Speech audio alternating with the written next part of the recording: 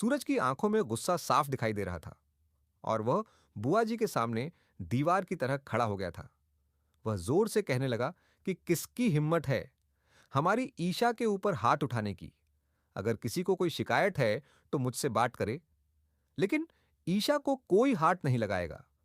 यह सुनते ही वहां खड़े सभी लोग एक दूसरे का चेहरा देखने लगे, क्योंकि उन्होंने पहली बार सूरज को इस तरह अपनी पत्नी के लिए खुलकर खड़े होते देखा था। ईशा की आंखों से आंसू लगातार बह रहे थे, लेकिन उसके दिल में पहली बार यह विश्वास पैदा हो गया था कि सूरज अब हर हाल में उसका साथ देगा। बुआ जी को यह बात बिल्कुल पसंद नहीं आई और वह गुस्से में कांपते हुए बोली कि देख लिया तुम, सबने इस लड़की ने आते ही सूरज को अपने बस में कर लिया है। अब यह मेरे सामने ही मेरी बात काट रहा है। लेकिन सूरज पीछे हटने वालों में से नहीं था। वह फिर बोला कि बुआ जी, सम्मान करना और अन्याय सहना दोनों अलग बातें हैं। मैं आपका सम्मान करता हूं, लेकिन ईशा पर हाथ उठाना बिल्कुल गलत है और मैं यह कभी नहीं होने दूंगा। यह सुनकर ताई मां भी आगे आ गई और उन्होंने बुआ जी का हाथ पकड़ लिया। वह बोली कि जीजी, अब बस भी कीजिए। आखिर यह हमारी बहू है, कोई दुश्मन नहीं है। अगर इसने कोई गलती की भी है तो प्यार से समझाया जा सकता है, मारपीट से नहीं। बुआ जी का गुस्सा और बढ़ गया। दोस्तों, वीडियो को लाइक करके चैनल को सब्सक्राइब जरूर करें। और आप सभी को ईशा और सूरज को पसंद करते हैं तो कमेंट में आई लव यू ईशा लिखना ना भूलें। वह बोली कि तुम लोगों की यही नरमी इस लड़की को सिर पर चढ़ा रही है। गांव की मर्यादा का क्या होगा, यहाँ के नियमों का क्या होगा। तभी पंडित जी भी आगे आए और उन्होंने शांत आवाज में कहा कि क्रोध में लिया गया फैसला हमेशा गलत होता है। अभी जो पूजा में हुआ है उसके अर्थ को समझने की जरूरत है। नारियल का अग्निकुंड में गिरना कोई अशुभ संकेत नहीं, बल्कि यह बताता है कि अग्निदेव ने उनकी प्रार्थना स्वीकार की है। यह सुनते ही सभी लोग हैरान रह गए, क्योंकि अभी तक सब यही समझ रहे थे कि कोई अनहोनी होने वाली है। पंडित जी की बात सुनकर ईशा ने पहली बार सिर उठाकर उनकी तरफ देखा और उसकी आंखों में उम्मीद की एक किरण दिखाई दी। लेकिन बुआ जी को यह बात भी पसंद नहीं आई। वह बोली कि मुझे इन बातों पर भरोसा नहीं है।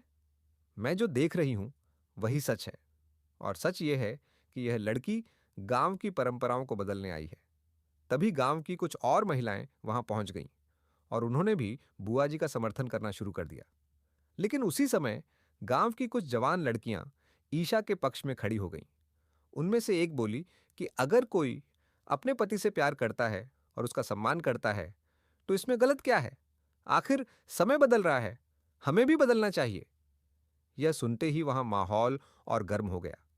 ईशा अब तक चुप थी, लेकिन अचानक उसने अपने आंसू पोंछे और आगे बढ़कर बुआ जी के सामने खड़ी हो गई।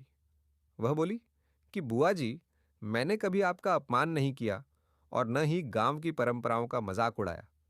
मैं सिर्फ इतना चाहती हूं कि मुझे भी इस परिवार का हिस्सा माना जाए। अगर मुझसे कोई गलती हुई है तो मैं माफी मांगने को तैयार हूं, लेकिन बिना मेरी बात सुने मुझे दोषी मत ठहराइए। ईशा की आवाज में दर्द भी था और सच्चाई भी थी। उसकी बात सुनकर कुछ देर के लिए वहां सन्नाटा छा गया। सूरज को अपनी पत्नी पर गर्व महसूस होने लगा। वह उसके पास आकर खड़ा हो गया और बोला कि ईशा सही कह रही है। हम यहां लड़ने नहीं आए हैं, हम तो परिवार के साथ रहने आए हैं।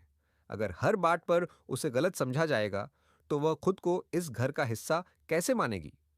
सूरज की यह बात सुनकर सरल की आंखें भर आईं, क्योंकि उसे लग रहा था कि उसका बेटा अब सच में जिम्मेदार हो गया है। उधर बुआ जी के मन में भी हलचल शुरू हो गई थी।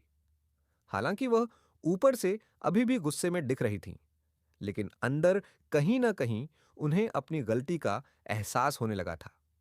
तभी गांव के सबसे बुजुर्ग व्यक्ति वहां पहुंचे और उन्होंने सभी को शांत रहने का इशारा किया। वह बोले कि किसी भी घर की खुशियां तब खत्म हो जाती हैं जब लोग एक दूसरे को समझना छोड़ देते हैं। मैंने बहुत दुनिया देखी है और मैं इतना जरूर कह सकता हूं कि यह लड़की बुरी नहीं है। इसके चेहरे पर साफ नीयत दिखाई देती है। इसे मौका देना चाहिए। बुजुर्ग की बात का गांव में बहुत सम्मान था, इसलिए सभी लोग चुप हो गए। बुआ जी भी कुछ नहीं बोली। तभी अचानक मौसम बदलने लगा और तेज हवा चलने लगी। पूजा का मंडप हिलने लगा। लोग सामान संभालने लगे। तभी एक बड़ा खंभा गिरने लगा जो सीधे बुआ जी की तरफ जा रहा था।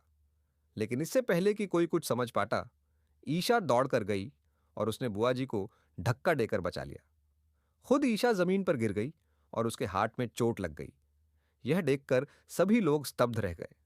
बुआ जी भी कुछ पल तक ईशा को देखती रह गईं, क्योंकि जिस लड़की को वह अभी तक गलत समझ रही थी, उसी ने अपनी जान की परवाह किए बिना उनकी जान बचाई थी। सूरज तुरंत भागकर ईशा के पास पहुंचा और उसका हाथ पकड़ लिया। उसके हाथ से खून निकल रहा था।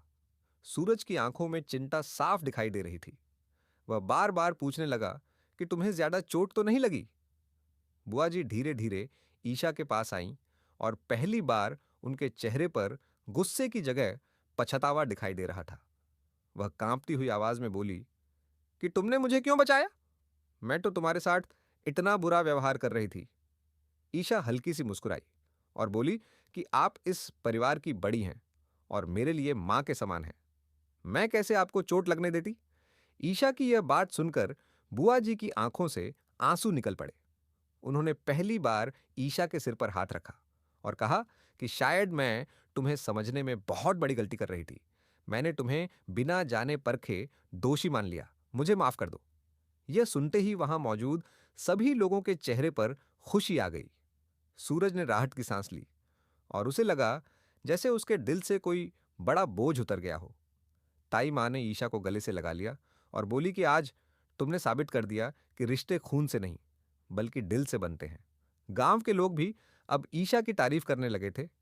जो लोग कुछ देर पहले उसके खिलाफ थे, वही अब उसकी हिम्मत और संस्कारों की चर्चा कर रहे थे। लेकिन कहानी यहीं खत्म नहीं हुई, क्योंकि उसी समय गांव का एक आदमी तेजी से भागता हुआ वहां पहुंचा और हाँफते हुए बोला कि बड़ी मुसीबत हो गई है। पुराने मंदिर के पास वाली जमीन में अचानक दरार पड़ गई है और वहां रखी कई कीमती चीजें जमीन के अंदर चली गई हैं।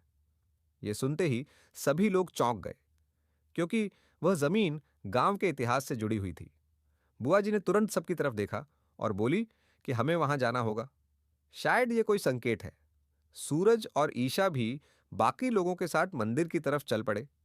किसी को नहीं पता था कि वहां उनका सामना ऐसी सच्चाई से होने वाला है जो पूरे परिवार की जिंदगी बदल कर रख देगी, और उसी सच्चाई के साथ ईशा की असली परीक्षा भी शुरू होने वाली थी, क्योंकि आने वाले समय में उसे सिर्फ परिवार का दिल ही नहीं बल्कि पूरे गांव का विश्वास जीतना था।